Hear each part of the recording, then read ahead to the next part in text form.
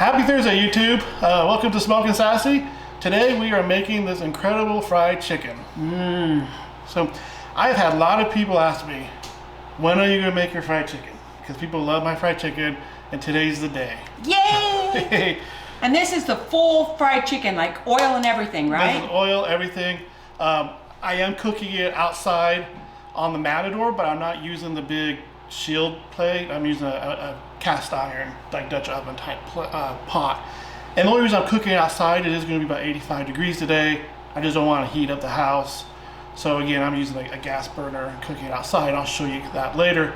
But again, you could do this on the stovetop, no problem. Again, you are going to be playing with oil, so just be careful. You know, be aware of what you're doing. So yeah, let's get started. All right. The secret to the fried chicken is starting the batter the night before. So what I did is I took 1 cup of flour, 1 cup of cornstarch, and 1 cup of sour cream, put it in here, added a cup and a half of water. I kind of eyeball it to get, you know, almost like a thick ranch consistency. And then I actually put in a teaspoon of baking soda and a tablespoon of black pepper and salt.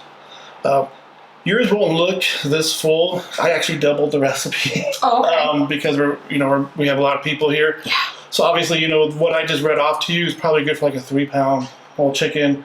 If you're gonna do more, double, you know, triple, whatever you do. So if yours at home doesn't look this full, that's why this is double. So I did this the night before, mix it all together, and then I just let it sit out on the counter overnight. Wow, so you're letting this sit out unrefrigerated? Unrefrigerated. I know some people that might scare. It scared me the first time too, but I've done this, you know, 15 times since and never gotten sick. You know, you want to get the bubbles. You can kind of see some of the bubbles in there. You probably can't see it on TV, but you can see kind of bubbling up and stuff. Yeah. And that's what you're aiming for, because that will, you know, create those pockets of goodness. So night before, do this. Okay, trust us, you'll be fine. Trust us, yep. And like I said, I just put a piece of saran wrap over it and just set it on the counter. And it's been out this way since it's noon right now. Since 8 o'clock last night. So. Okay. All right. And I can tell you guys, it's delicious, so trust him. We have a chicken jacuzzi here. Well, it's a chicken jacuzzi in vinegar.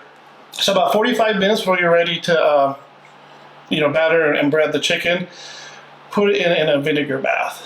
Oh, okay. So you don't want to go much more than 45 minutes, an hour. I actually have a timer set because you don't want to get too vinegary, but like I said, I have a lot in here. This is a little over a quart of vinegar, but I also have a lot of pieces in because we're making a lot of chicken today. While our chicken is marinating in the vinegar, we're going to just work on the dry. I have 3 cups of just flour, regular flour. Okay.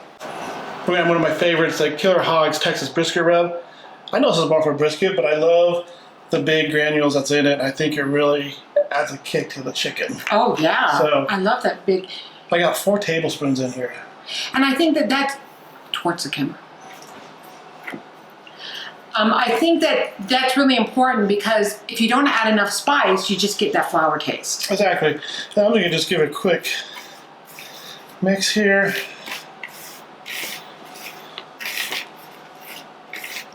And I'm going to say, I never use the spice just for what it says. If it says it's for pork, I use it on chicken. And you got to experiment with these spices.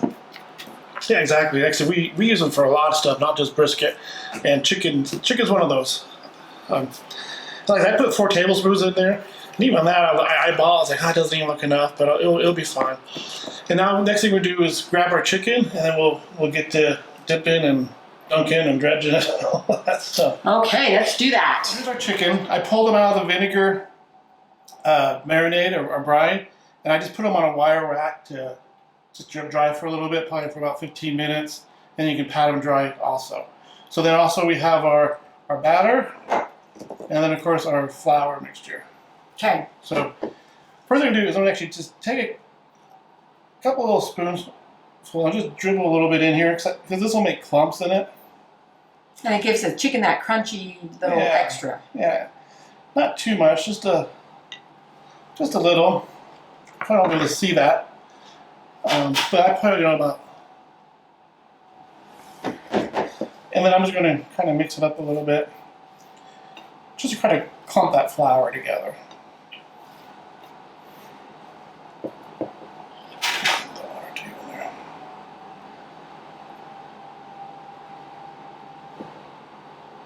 And then at the end, it always gets really clumpy anyway. Yeah, it does. All right, now comes the fun part. We'll have a leg here. We're gonna dip it in here. Let it drip a little bit. Get the excess off.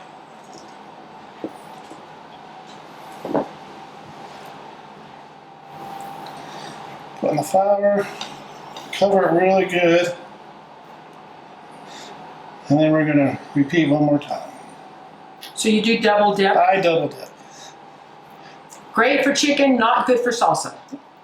That's right. Again, shake it off. Back in, really cover it. Oh, that looks beautiful.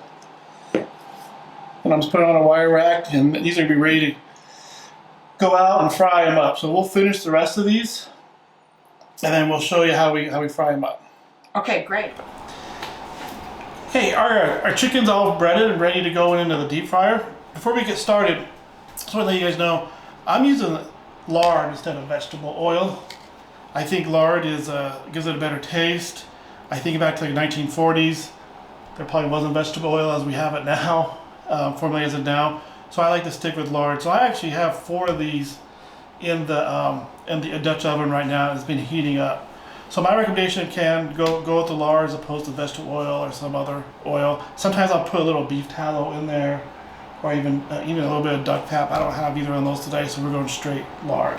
You know, I'm going to add to this. I've gone back to old school and I save my bacon grease.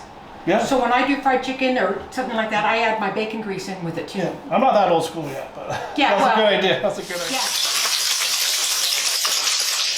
Yeah. What is this wondrous golden plate in front of me? This is our final product of the fried chicken. Look how golden and crispy it is. Oh my gosh. Are you ready to take a bite? Yeah, can I just take the whole plate? The whole thing. Well, before you dive in, let's just reverse. Like I said, we had the batter sit overnight. We made a flour and brisket rub, flour base, and we dredged it. Put on the oil. The oil was 350, and it took probably between 13 to 16 minutes for them to cook.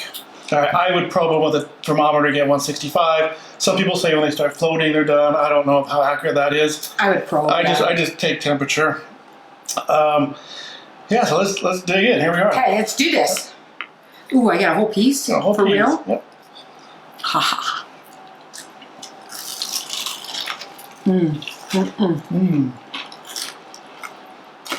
Oh, good. You hear that crunch? Yeah, that hits the spot. My wife is waiting to get over here. I mean, Kentucky Fried Chicken, you are out of here. Yeah, that's not that hard to make. Because you got to plan ahead for the batter.